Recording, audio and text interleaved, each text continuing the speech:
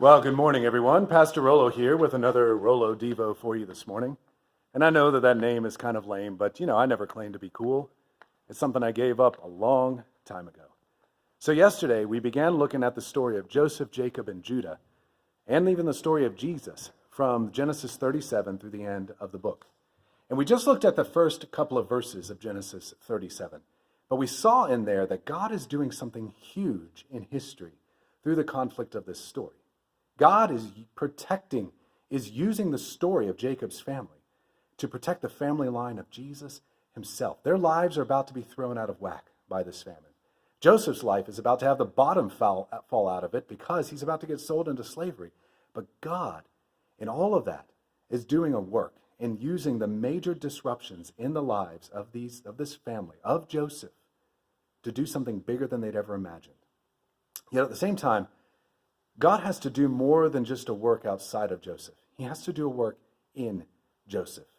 Because you see, in the beginning of the story, Joseph is not the man that God needs him to be to lead Egypt, to protect the civilization, to save the family line of Jesus himself. So let's read a little bit more. Genesis 37, I'm going to start in verse 2. Joseph, being 17 years old, was pasturing the flock with his brothers. He was a boy with the sons of Bilhah and Zilpah, his father's wives. And Joseph brought a bad report of them to their father. Now, Israel loved Joseph more than any of his other sons, because he was the son of his old age.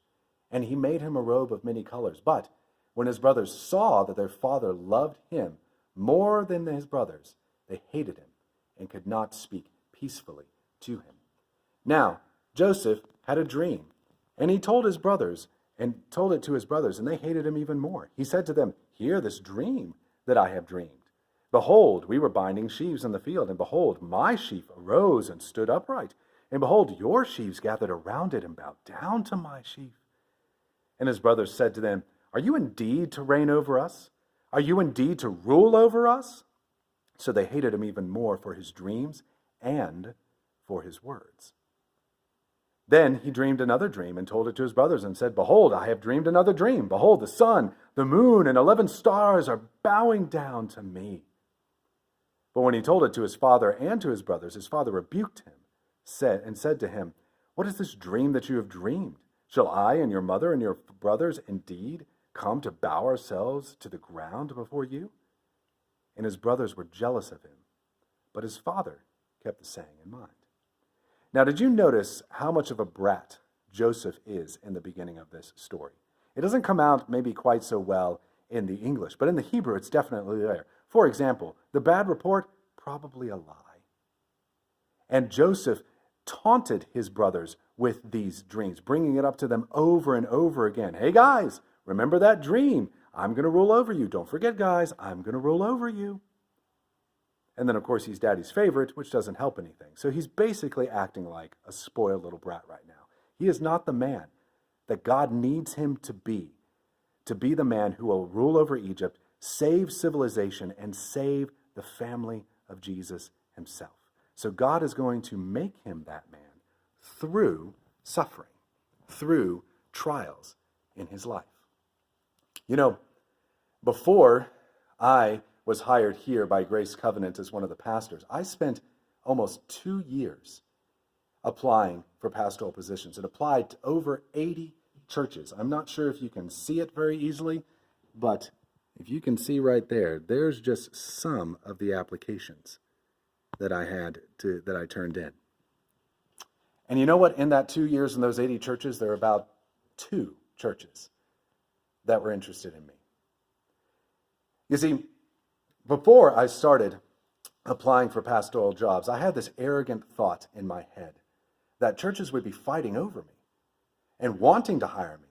Because, people I had never actually had to apply for a job before this. People had always seen the work that I had been doing and sought me out and then hired me out and brought me in to do work for them. So when I started applying to churches and started getting the thanks but no thanks, I wouldn't have actually said it, but I was kind of shocked that they didn't hire me. I mean, why wouldn't you want me? Have you seen my resume? But then, after those kept coming in over and over again, God began to humble me. In fact, it was a little bit more than that. He was beating my pride with a hammer. These churches were getting along just fine without me.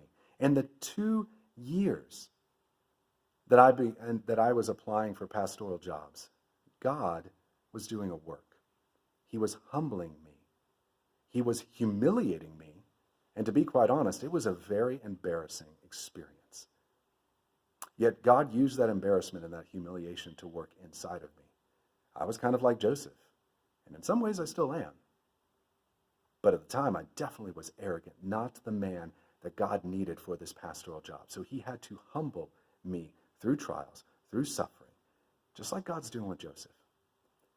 And as we talked about yesterday, God's doing a work that is much bigger than you, but at the same time, God is doing a work in you as well. God's using this time of loss, grief, isolation, the trial of isolation from your friends, having to spend more time around your family as they drive you crazy and you drive them crazy.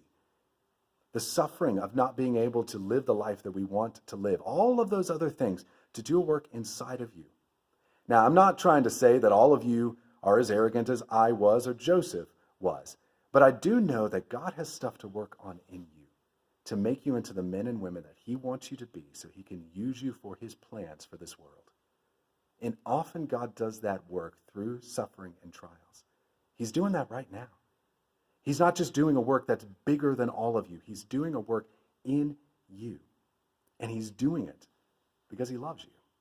Just like he did it because he loves Joseph. Just like he did it because he loved me.